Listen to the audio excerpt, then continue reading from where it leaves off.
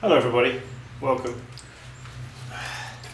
Yeah, this is some of that clay I showed you in the last clip that I put in this bucket, recycling it, you know, from dry. I don't always know what to do with loads and loads of buckets of wet clay, so I just let it dry out, then I crush it up, put it back in the boxes that it comes in, and keep it there till I need it, you see. Then I just put some water in this bowl with a little vinegar, maybe half a cup of vinegar, put those dry shards in there, and then just within a very short space of time the clay is completely gone to mush for want of a better word. So yeah, this clay is actually from standard, it's 306, that's what I use here generally. So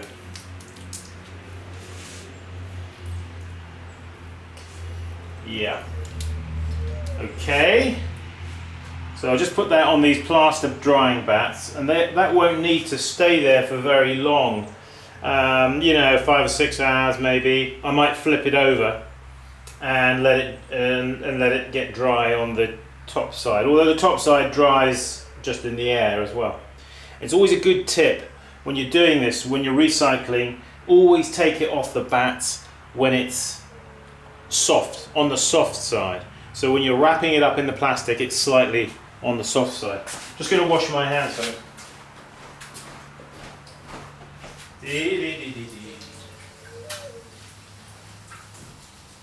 Yeah.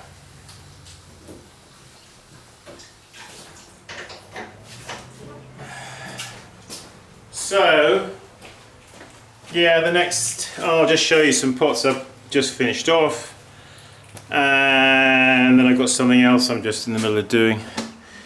Let's see, let's bring this camera out here.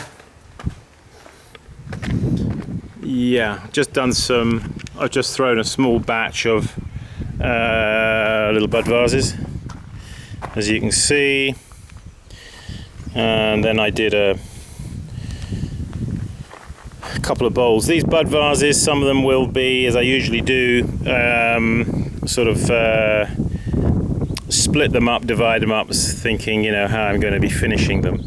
So these ones here, which are darker in colour, these are going to be, I'm going to dip these actually in some slip and then probably do like a sgraffito decoration through those, whereas the other ones there will probably just be bisque fired like that, and then be dipped in a glaze and have like an overglaze decoration. And these are a couple of little bowls that I did. In fact, this one is copied from something I saw that somebody posted, and I thought it was rather nice. I know, it was a yard sale find. Somebody found a bowl like this, and it was finally sold for $2 or $3 million or something. So I thought I'd have a go at making it because I kind of liked it. So that was my attempt at it. Always a good idea to copy. In fact, the one that it had some kind of decoration on the inside, which I didn't actually do. It got too dry by the time I got to it. So yeah, but it actually, sometimes it's quite an exercise, isn't it? Or just to think about how certain pots are made, how they go about them. And then this one here was like one that was I scratched it, engraved it on the inside, and in fact I pushed my tool right through the bottom of the pot in the process, so I had to do a repair job on that. And then I did just a spontaneous sort of engraved decoration on the side there. I didn't know quite how that was going to turn out, but I think in the end I'm kind of pleased with it.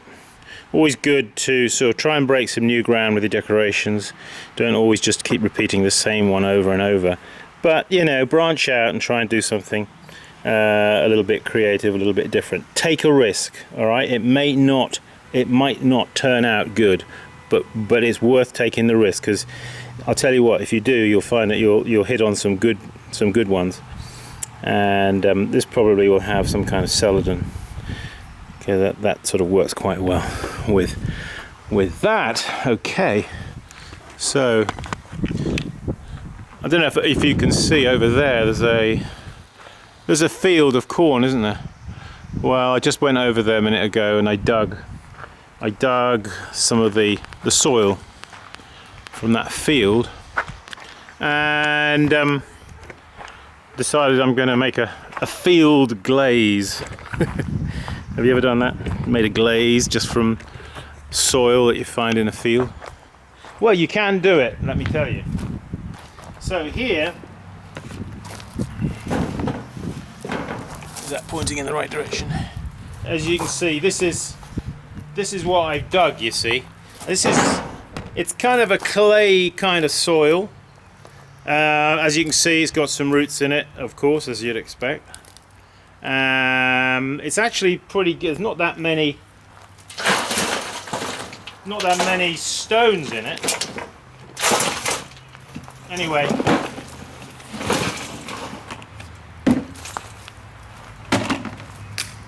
yeah, field clay, field glaze, field, yeah.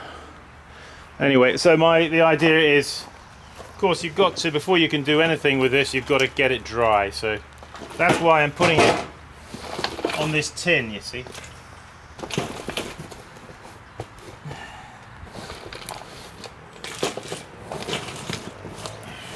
I'll leave it here for a day or so, and in the sun, you know, the sun's actually not here at the minute, it's around the corner there, but it'll come round again.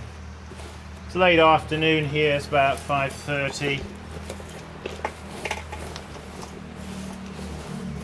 So get your field clay, soil, which is what this is, just soil, get it dried out. That's the first thing.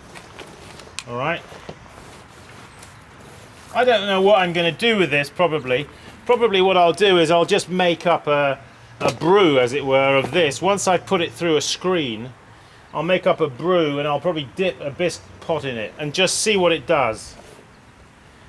As it's got some clay in it, you could probably actually use it as a raw glaze over some pots, or just simply add some, a little bit of wood ash to it and a little bit of feldspar.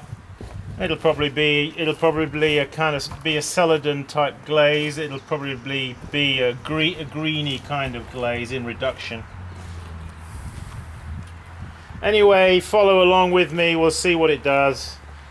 It's just breaking out of the mold. Just trying to do something a little different. Maybe because you know what, all of these. You see soil, when you see soil like that, it is rich. It's, what is it? I mean, it's full of I was going to say vitamins. Probably has got some vitamins in there. I don't think I'm going to eat it though. But you know, it's probably got a, you know, it's a mixture, isn't it, of different minerals, of clays and feldspars and flint and all sorts of things in probably different varying proportions. So, you know, for us as potters, especially as high temperature potters, we can actually use this as a glaze material. At least I think we can. It may not be the one's favourite glaze or the best glaze in the world. No, it may not be, but it's a good learning experience, and it's fun. You see, that's the thing. It's fun, isn't it? It's not just like going down your clay supplier and just buying something off the shelf, you know. And it's all so pure and so processed, isn't it? It's like some of the food that some people eat, you know. And what's nice about this is it's got lots. It's rich in iron and all sorts of things. I don't know exactly what composes it, but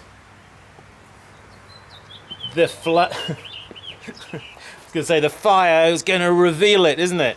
The fire is going to reveal it. It's going to bring out whatever this is. It's going to melt it down. That's the thing. At high temperature, at cone 10, this is going to melt down.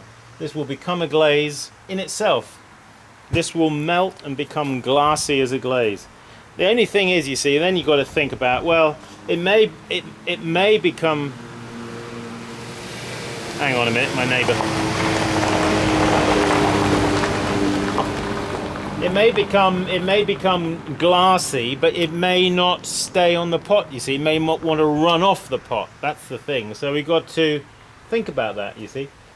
How to get the glaze to stay on the pot. We don't want it just to run off. Melting is one thing, but we don't want it to melt too much.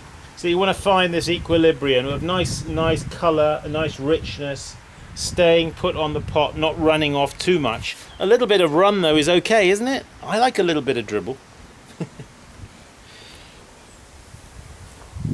Yeah, so anyway, we're just going to leave that there. I'll come and disturb it once in a while, a few times, rake it around and dry it out, and then we will be sieving it and we'll see what we can do with it. Hey, thank you people for joining me, and just a little, nothing much to really show you, but just, you know, you might get inspired. Let's hope that you do. Let's hope that I do. Hey, we're all going to keep practicing. I'll see you in the next video. Bye bye.